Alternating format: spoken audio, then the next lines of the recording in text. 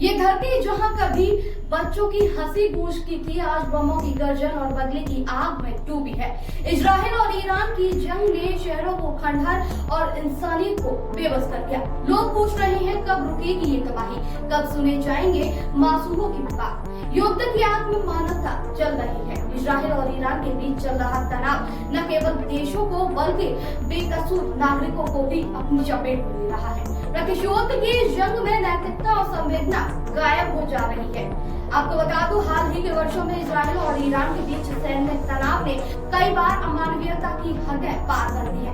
युद्ध के नियम जो नागरिकों और अस्पतालों की सुरक्षा की बात करते हैं, बार बार ताक पर रखे गए। गाजा के इजराइल के हवाई हमलों ने अक्सर नागरिक ठिकानों, शरणार्थी शिविरों और अस्पतालों को प्रभावित किया। संयुक्त राष्ट्र और मानवाधिकार संगठनों के अनुसार गाजा में हाल ही के संघर्षों में हजारों नागरिक, जिसमें बच्चे, महिलाएं और बुजुर्ग शामिल हैं, हताहत हुए हैं। गाजा में एक मां अपने 8 साल के बच्चे को खो चुकी है, जो भूख से बचने की कोशिश में मारा गया। तेहरान में 24 साल की कवियत्री परनिया अब्बासी और उनका परिवार एक ढहती इमारत में दब गया। उनकी कविताएं अब खामोश हैं। टामरा में 4 बुजुर्ग बहनें जो अपने पोता पोतियों को कहानी सुनाती थीं, ईरान की मिसाइल का शिकार बनी। इजराइल और ईरान के बीच जून 2025 में शुरू हुआ ताजा संघर्ष दोनों देशों को तबाही की ओर ले जा रहा है। इस जंग ने इजराइल के हमलों में 224 से लेकर 655 से ज्यादा ईरानी नागरिकों और ईरान के हमलों में 24 इजरायलियों की जान ली। गाजा में 55,600 से ज्यादा लोग, जिनमें हजारों बच्चे हैं, इस युद्ध की भेंट चढ़ चुके हैं। ये सिर्फ आंकड़ा नहीं, ये टूटे हुए सपने, खामोश हंसी और बिखरे परिवार हैं। ये जंग न केवल सैन्य ठिकानों बल्कि नागरिकों, अस्पतालों और शरणार्थी शिविरों को भी निशाना बना रही है। दोनों पक्ष एक दूसरे पर अमानवीय हमले करने का प्रयास कर रहे हैं, जिससे मासूम लोग, खासकर बच्चे, महिलाएं और बुजुर्ग भारी कीमत चुका रहे हैं। इजराइल में एक पोल के मुताबिक 55% लोग ईरान पर हमले का समर्थन करते हैं, लेकिन कई डरते हैं कि ये जंग और लंबी चलेगी। ईरान में लोग अपने शासन से नाराज हैं और 80% से ज्यादा इजराइल के साथ खड़े होने की बात कहते हैं, क्योंकि उनका दुश्मन एक ही है, युद्ध। अस्पताल जहां जिंदगियां बचती हैं, आज युद्ध का निशाना है। 19 जून 2025 को ईरान की मिसाइल ने इजराइल के सोरोका अस्पताल को तबाह किया, जिसमें 32 लोग घायल हुए। ईरान का दावा है कि उनका निशाना सैन्य ठिकाना था, लेकिन क्या अस्पताल की तबाही जायज हो सकती है? गाजा में नासेर और अल-शिफा अस्पताल बमों की चपेट में आए। खान यूनिस में 72 लोग जो खाना लेने गए थे मारे गए। डॉक्टरों ने मृतक वार्ड खाली कर घायलों का इलाज किया।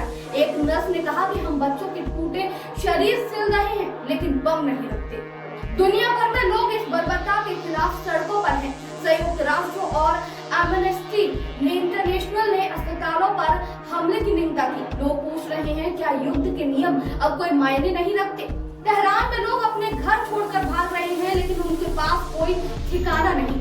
गाजा में शरणार्थी शिविर बमों की बारिश में तबाह हो रहे हैं। इजराइल के तामरा में एक परिवार बमों से बचने के लिए शेल्टर के बिना खुले आसमान तले खड़े हैं। ये वो बेबस इंसान हैं जिनका इस जंग से कोई लेना देना नहीं। एक 10 साल का लड़का जो फुटबॉल खेलना चाहता था, एक 8 साल की लड़की जो नाचने का सपना देखती थी, उनकी हंसी अब खामोश है। अमेरिका में 64% लोग ईरान के साथ युद्ध के खिलाफ हैं, डरते हैं कि ये जंग उन्हें भी लपेट में न ले ले। ईरान में लोग सोशल मीडिया पर चीख कर कह रहे हैं कि ये युद्ध नहीं चाहिए, हम शांति चाहते हैं। दुनिया इस नफरत की आग को देख रही है। फ्रांस के राष्ट्रपति, उन्होंने भी कहा है कि हमें बातचीत की मेज पर आना ही होगा, वरना ये आग सब कुछ जला डालेगी। संयुक्त राष्ट्र और तुर्की ने शांति की अपील की है, लेकिन शांति आसान नहीं। इजराइल और ईरान के नेताओं के कड़े बयान तनाव बढ़ा रहे हैं। फिर भी हर माँ की गोद, हर बच्चे की मुस्कान के लिए हमें ये जंग रोकनी होगी। लोग पूछ रहे हैं कि क्या हम उन मासूमों के लिए एकजुट हो सकते हैं जो इस युद्ध की सजा भुगत रहे हैं।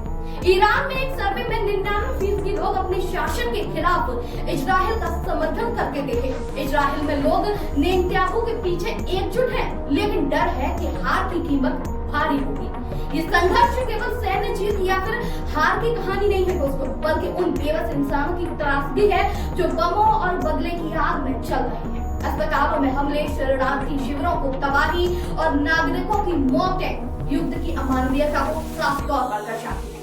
लेख सही कहता है कि युद्ध हमेशा विनाश की ओर ले जाता है। अब जरूरत है वैश्विक एकजुटता और शांति की पहल की, ताकि बेकसूर नागरिकों की जिंदगी बचाई जा सके। आप इस मुद्दे पर क्या सोचते हैं, कमेंट करके बताइए। वीडियो अच्छी लगी हो तो हमारे चैनल को लाइक, शेयर और सब्सक्राइब करिएगा। जय हिंद, जय भारत।